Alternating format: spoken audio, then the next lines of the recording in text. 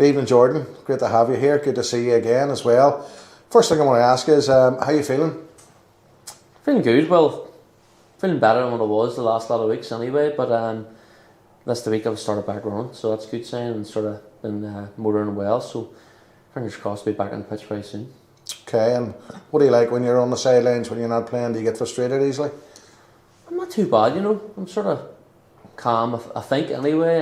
Normally when I'm up there, I go and sit with my dad up at the top of the stand and sort of me and him talk through the game and stuff like. But obviously you're already on the pitch, you know, that's where you want to be, you know what I mean. So, but obviously watching's hard too. You know, you're wanting to get involved, and you sort of sometimes when you're injured, you feel a wee bit out of it.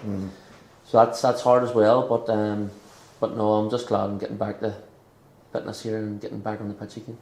Hopefully soon. You mentioned your dad there. If you don't mind telling us a bit about your background, you're an East Belfast man from around Grand Parade or thereabouts. Yes. Originally, I was when I was first born, I lived in Oakdean down in Sydenham for a year or two, and then moved to Grand Parade there in East Belfast. Grew up there all my life, and just went to Knockbreda High School then. I went Orangefield Primary, Knockbreda High School, and then from there, then I'm living over now in just White Abbey there. So the wife, she's from over this side of town, so that's what made me move over this side. Keep the pace. Tried to get her to go to the east, but no chance. Women always win, don't they? Well, tell us a bit about your background. Where did football fit in? Like, were you a football and family? Like you mentioned, your dad there, was he into football? Was it one of a number of activities that you enjoyed when you were a young fella? Just think from no age, I always kicked the ball, and I think that was probably came from my dad and my granddad. They were big football men. They never really played at a level, you know, amateur league, you know, that sort of the way. But they just got me into football, and that's all I loved ever since, you know, that sort of way. We always followed the Irish League. We were Glentown supporters, so I was always constantly watching the Irish League and just, you know, really enjoyed it. But I just from always remember is just always having a ball at my feet. That was just it. And I think then when I turned 7, that was my first sort of initial into football. My granddad took me over to the Valley Leisure Centre. There was a thing called Apex Sky Blues. Okay. I think it was like I always remember it was a Coventry kit. So I was there, I think it was every Saturday morning, and that was my first sort of introduction to football sort of thing. And then from then I joined Dungoyne.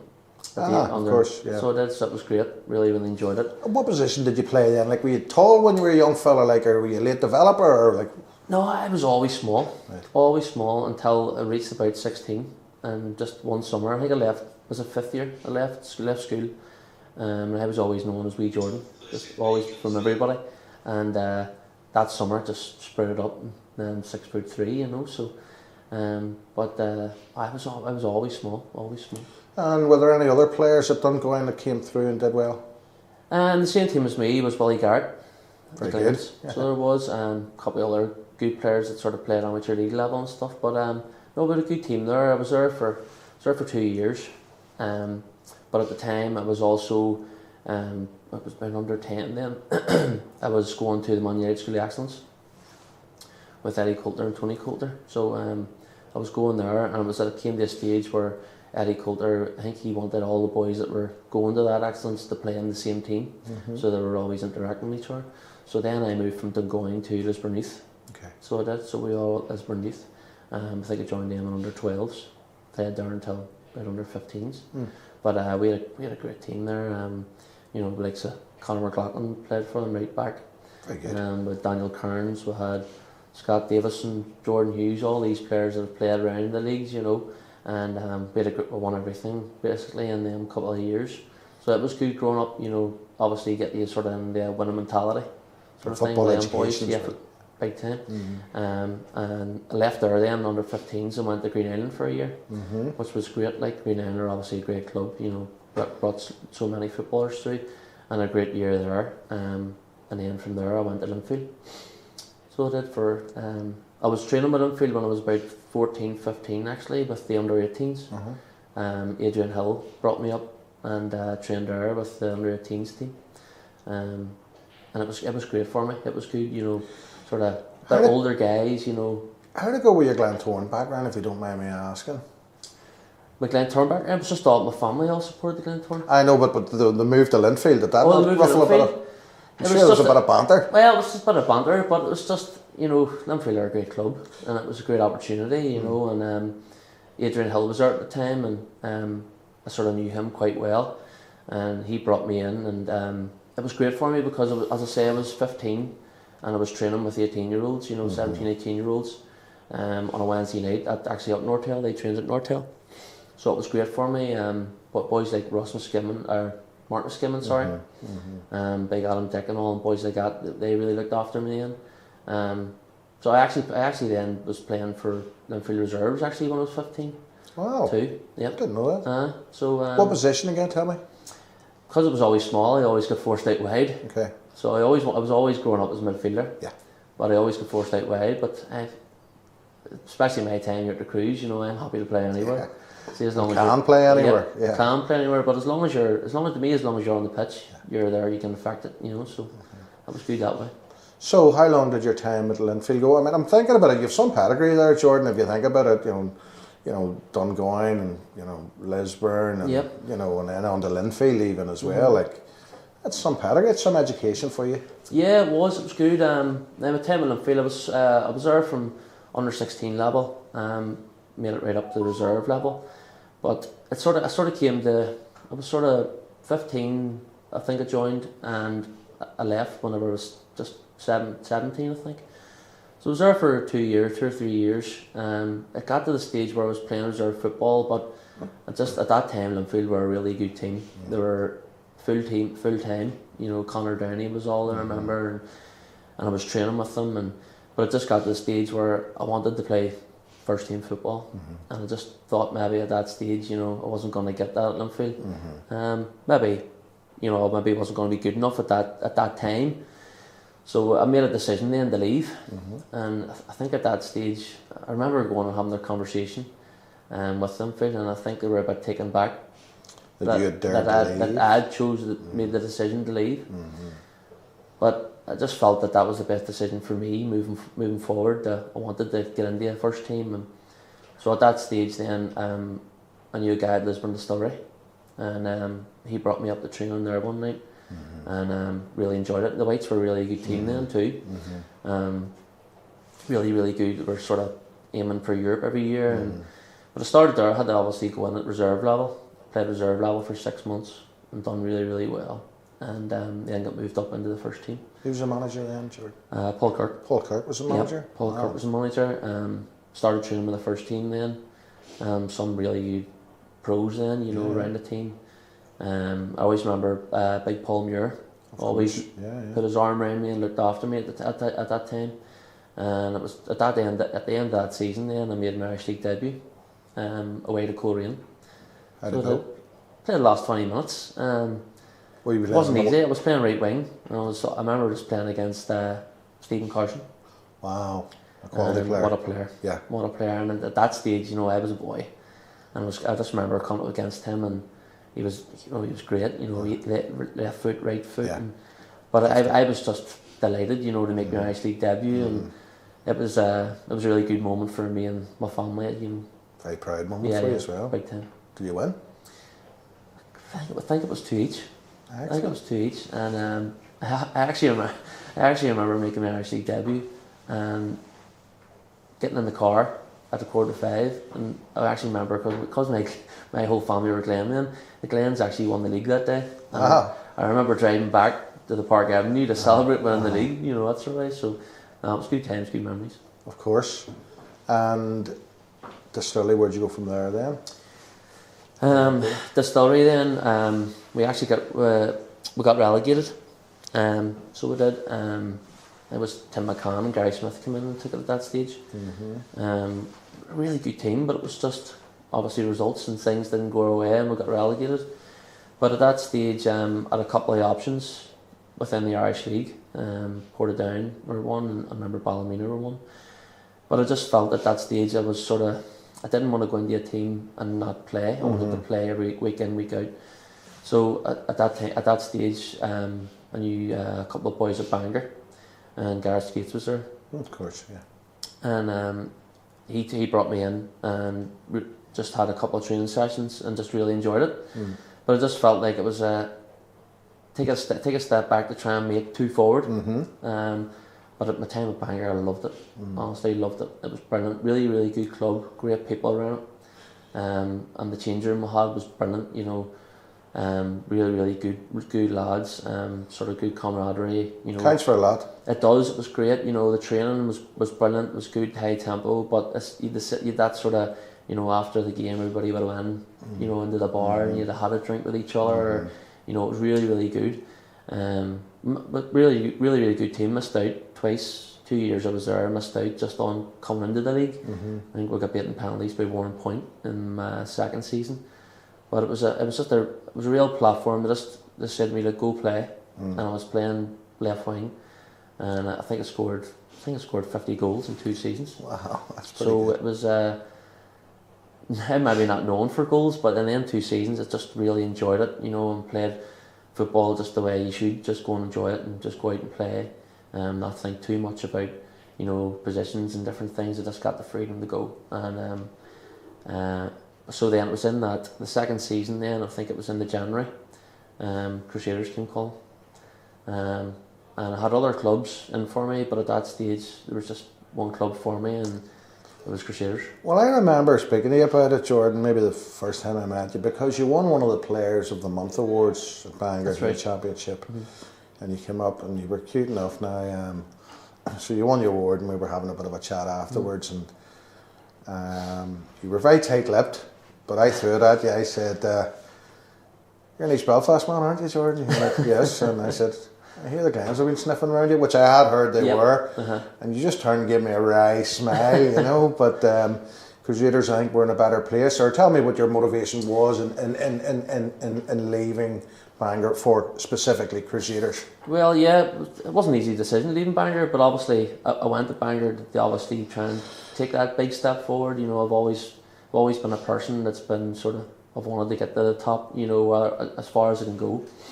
And at that stage, yes, Glentoran were in for me and Crusaders were in for me, but at that time, you know, I wanted to win things, and Crusaders were the club at that stage.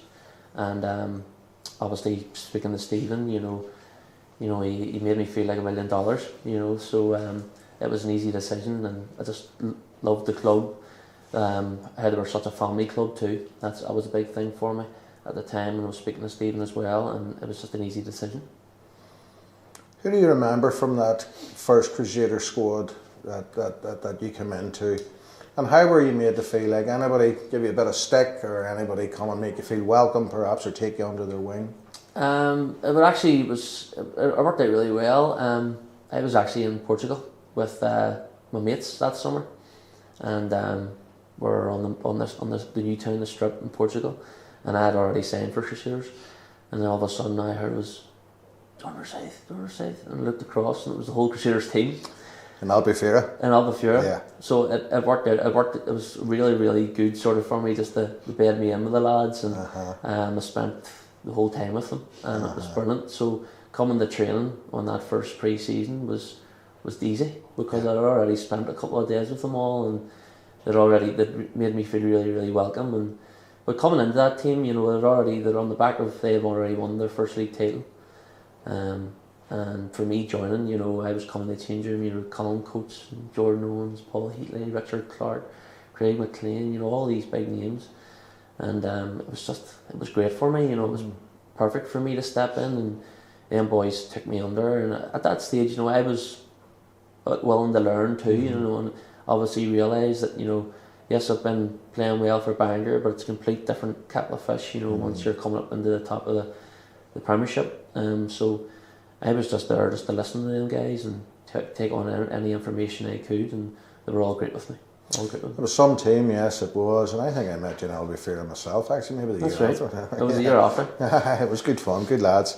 Now, I think Michael Carville joined the club at the same time as you. Yes, that's right. And I remember, because you'd been making waves and making noises and with Bangor, and you know, there was people were keen to see this new Crusaders team. And I remember speaking in the CV press box with my peers, my colleagues, you know, in the press, and you know, they were talking about, like, Carves, what a great signing. And I go, a super player, you know, and I remember saying to him, I said, keep an eye on Jordan Forsythe this season as well. Just keep an eye on him. He's got a good future ahead of him. And I'll tell you what I liked about you, Jordan. You were purposeful. And what I mean by that is everything you did was either to try and create a goal or make a goal. It was to make things happen. Yeah. You weren't necessarily, you were efficient and effective. You weren't just standing on the ball looking good on it. You were doing things with it. So tell me about the first season and how it unfolded for you. The first season, I think when we had my debut here, and I think we played Portadown. I think we drew 2 each that day. That was a good Portadown side as well, which were very good. But a big part of me coming in, I was playing on the left when I first signed, and a big help to me was Craig McLean. Constantly, good pro, been there and done it, and he was just constantly chattering up my back, always keeping me right, making sure I was only, when the ball's on the other side of the pitch, 10 yards in front of him. And the things that he's told me that season and playing with him, I still use now. Just on that, I remember, I think I spoke to you a few years ago when you mentioned something about Craig, who's a consummate professional, and you said that you and he were walking down St Vincent Street for training one miserable winter's evening, and it was like lashing down and really, really miserable, and then you happened to comment, God, it's a terrible night, and he just wheeled round and said, aye, but Jordy, these are the nights you win titles. Big time. That's what he always said. Attitude. That's, it's how I carry myself now in football, and certain things, his most favourite saying was, never get too high, never get too low. He even now after games he'll text me, he'll ring me. So he's been a great. He was someone who was brilliant for me when I first came in, brilliant for me around the change room. But before, I've always been a person I throw myself in. I don't take myself too serious. The boys would have made fun of my big lugs when I first came in, or things like that. So, but it was just a great change room to come into, and they were all just really great pros, and they'd all been there and done it. You were stepping in, and we just remember watching Coatsy as well, as a centre half, he just won everything. He was like a wall at the back, and then you had Jordan Owens up front that just nobody could deal with. You had Paul Heatley you were playing with, Richard Clark could get on the ball. So for me stepping in, it was easy. Don't forget your gaffer. The gaffer as well. He was always putting himself about. Yeah. And, so just getting into the change room with them guys just made it easy. It was, and obviously joining with Michael Carville, and also probably the best player I played with, Billy Joe Burns. Wow, yeah. Watching him, I trained with BJ at Linfield, so I knew him from my time at Linfield. So stepping in, and he was great with me too. But just watching him play week in, week out. And, Rolls Royce. And that was the year he won the Ulster Footballer of the Year. So just absolute Rolls Royce for a player. So it was just a real great time and joining, and obviously when that year went on to win my first league title, and it was a complete dream. As I say, I've always grew up watching the Irish League, and to win my first league title, was just massive. What do you remember about actually winning it and celebrations? And was it relief, or were you did you have to pinch yourself? Did it take a while? I had to pinch myself, because I was probably still in, coming in the change room, I was probably still in awe of some of the boys, obviously watched them that previous season, and but winning it was brilliant. It was a proud moment for me and my family, and as I said, my dad and my granddad have been big Irish League followers for years, and for me to be able to take home an Irish League medal and give it to them, it was just a great moment, that sort of way. And to see my granddad's face, he'd been following for years, and just to see his face, his grandson, and my dad as well, his son won an Irish League title, a lot of these boys, if I wasn't good enough to make it across the water, and that's where you want to make it. Everybody wants to play for Man United, Liverpool, but for me, I was always a big Irish League supporter. So for me, to make it at the top of the Irish League and to be here as long as I have, and the things that I've won, for me, that's the big win for me. It's pretty special. Excuse me, and we're here to celebrate obviously 10 years of fabulous football from you and great success. So take us on, if you don't mind. I'm going to forward wind to the next season. Yep. Because Roy Coyle always said to me, winning a title, was brilliant, but retaining it takes a special team to do it. Was there pressure getting into the next season as champions? Did the crown weigh heavy? I don't think it did. maybe it did or maybe it didn't, but I don't think it did. I just think that year, would obviously won it back to back. I obviously wasn't there for the first, but so the team did win it back to back. But I think that season, what was saying, I think was saying David Cushley maybe in that season. He was great signing. But I just remember that season, but we tried to follow the line. I think remember games here where we're just winning 1-0. We were playing Arts here one night. Cush scored 93rd minute to win 1-0, and just that season just felt like a slog of just trying to. We were picking 1-0 wins. You're maybe winning 2-1. It was dead close. Where maybe the previous season where I joined, you were winning 4-1 or 3-0. It felt a lot more comfortable. And where did that character come from? Sorry, Jordan, if you don't mind me asking. That that being able to dig in and hold your nerve. Did it come from characters within the team? Did it come from the dugout? Did it come from within? I think that came from the change room and from the manager and the backroom staff. I think my whole time with Crusaders here, we've always been a team and a club that have always never give up, especially shooting into this end of the CV.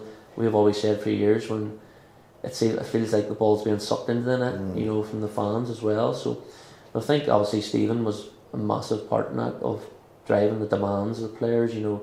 He's obviously great. It was great getting all the players in, but to be able to manage all those great players, takes a big man to do it. And Stephen knew what to do, and he knew how to motivate you. And some of his team talks over the years have been brilliant, But getting back to that second season, I just think we just tried to follow the line.